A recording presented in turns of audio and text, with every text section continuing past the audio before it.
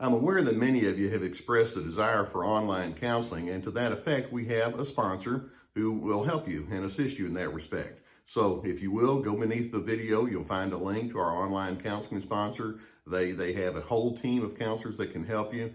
Practice self-care, get the help that you need.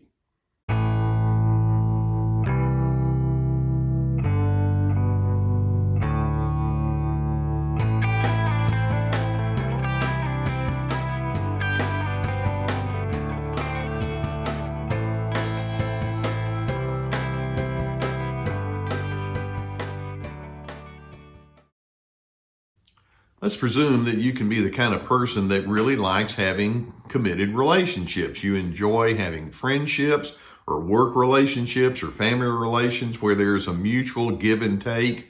And if that's the case, then we can say that you would appreciate the characteristic of approachability. Over time, though, you can find that there are some individuals who may come into your life and you think maybe for a while that they too are approachable, only for you to find out later on that it was just smoke and mirrors. It was a mirage. I've had so many people who will say things like, I used to think that we would be very compatible, but somewhere along the lines, it went flat. Or I thought we were going along great, but then I got ghosted. What happened there? Or you might say something like, this person promised they would be helpful and it seemed sincere, but it just never happened. Or you might think, I'm always the one that seems to be open and self-disclosing, and now that I think about it, I didn't get a lot of that in reverse either. Or you may just simply say, I'm very tired of just being brushed off by certain people. Now, those would be indicators, if that's the case, that you're dealing with somebody who is what we would call the avoidant person. Some individuals might give the appearance that they would be willing to approach, but in the end, the avoidance is the name of the game. And let's focus on that word, game. Avoiders can be very strong game players. They can kind of turn their interactions with you into something of a competition where you're constantly going to lose and they're going to win by virtue of the fact that they have an odd angle of superiority over you. And I want to run through 7 games that I have just put titles to that'll help you understand what you're dealing with. And then you can decide what you're going to do with a person who's willing to game you like this. One of the first games that I'm going to identify is the one that we'll just simply call, I'm very impressed by you. Not really. There are times when these individuals can start off in their relationship with you, giving you nice compliments, seeming friendly and engaging and saying all sorts of nice things and showing an interest in the things that you're interested in. But then over time, you begin realizing that was all just kind of a ruse to try to make themselves look good, but they never really did have the desire to connect. Later on, you find that criticisms begin showing up, or that interest was just superficial and it wasn't really strong. And so there are times when you can get pulled in by their pleasantness and their compliments up front, only to find that it was short-lived. A second game that we can do, and this is identify, and this is what I call, let's do lunch.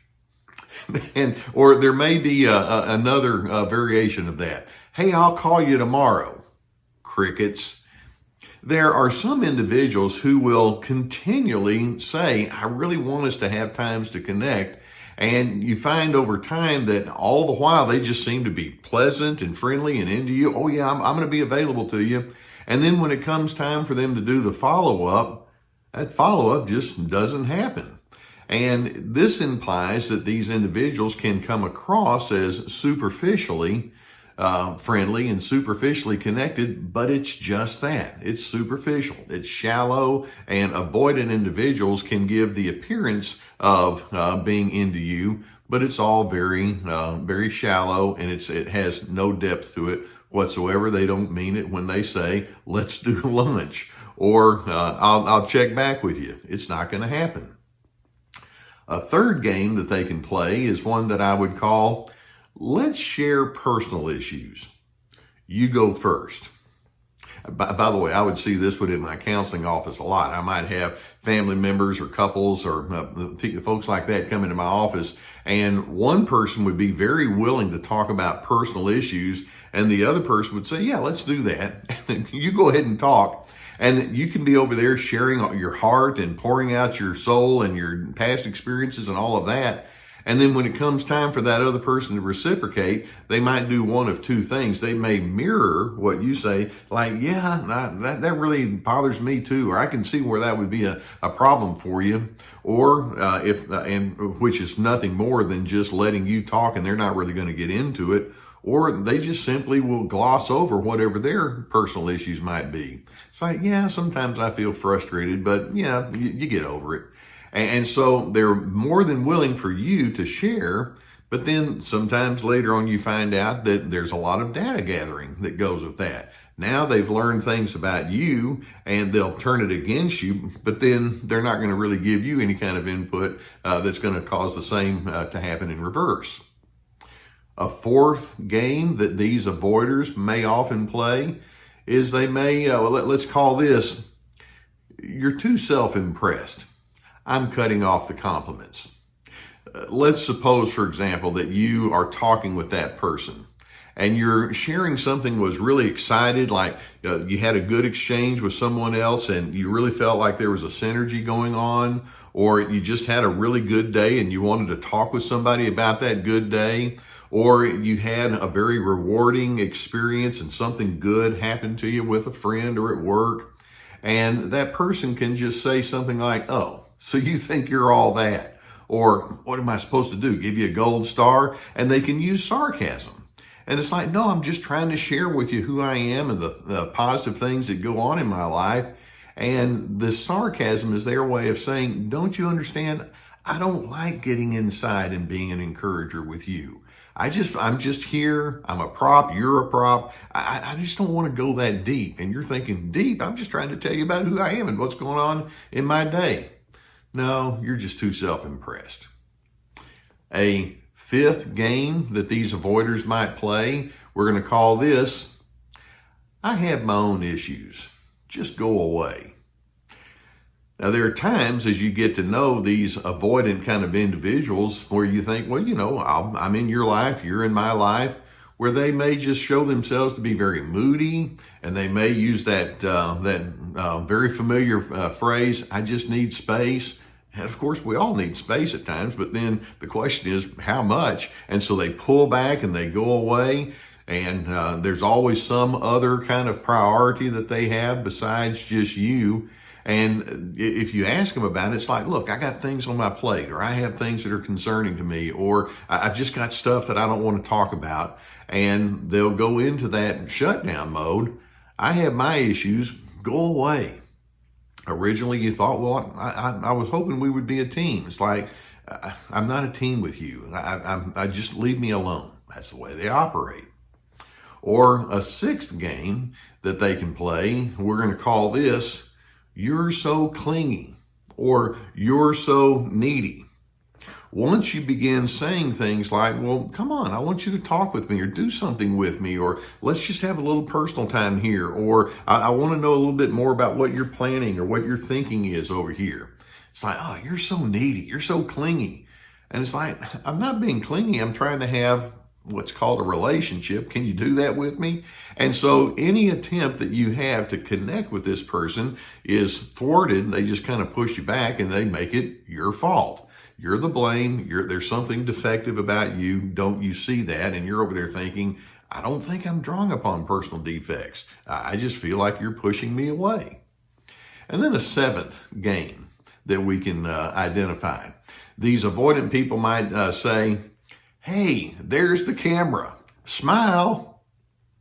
So what I mean by that is there are times when in public, these people can put on a good front and they can give the impression that we're really a team and we're really getting along real well. Or when someone else is along, they can be your buddy in public. But then behind the scenes in private, it's like disinterested, the light switch turned off, don't want to engage with you. There are all sorts of games that these kind of people can play. And I could go on, but this kind of gives you an idea of what we're talking about. These avoidant individuals might acknowledge at some point in the relationship that connections are good, but over time you begin realizing we don't have connections, we have transactions, and maybe we share some functions together, but in terms of having a heart connection or in terms of really knowing one another from the inside out, that doesn't happen. This person is way too uncomfortable when we start going into anything that even gives the appearance of depth. They may say that they're under stress, or when we are under stress, they're just not going to be available. That being the case, let's acknowledge that I'm going to need to keep this thing very shallow. If that's that's as far as they're going to be able to go, then I can't really invest in someone that is going to give me a very, very low return on that investment. And you have to start asking, am I really being gamed? Am I being played? And then the real question is this really damaging to me? Because over time, it can really eat away at your interior to where you start having all sorts of emotion and hurt and pain that can come with that. So let's acknowledge avoidant people are game players. And I'm hoping that you'll conclude, I'm not going to put myself in a position to be played. You're not going to game me. And I hope that videos such as this will give you some good things to think about, some good insight into what you might be dealing with. If you've not already hit that subscribe button, we have our Dr. Les Carter channel here. I would encourage you to do so. Hit the subscribe button. We already have my Surviving Narcissism channel as well. If you have a need for counseling, and many times these kind of issues will prompt something like that, I would encourage you to seek counseling. If you would prefer, we have a sponsor with a link below that could take you to online counseling. There's a whole team of licensed professional and experienced counselors that you'd be able to choose from with respect to that. In addition, we have my courses. We have my free to be course that's been out for a while. And then we have my new course that's called This Is Me, Establishing Boundaries with the Controllers in Your Life. And I'm really excited about the prospects of that. So you might want to look at the links that we have below relative to that. In addition, we have my books and other resources. So I would hope you would find those to be helpful. I want to let you know, thank you for letting me be a part of your journey. I'm hoping that this can give you some clarification of what you're dealing with. Sometimes you walk away from these individuals thinking, am I the crazy one here? And the answer is no, you're not. You're trying to bring normalcy to someone that can't do that. And so that being the case, know what you're dealing with, live with a mind awake, and in doing so, position yourself to connect with people who really do know what to do with the best that you have to offer. I want you to find people that can really appreciate you for who you are.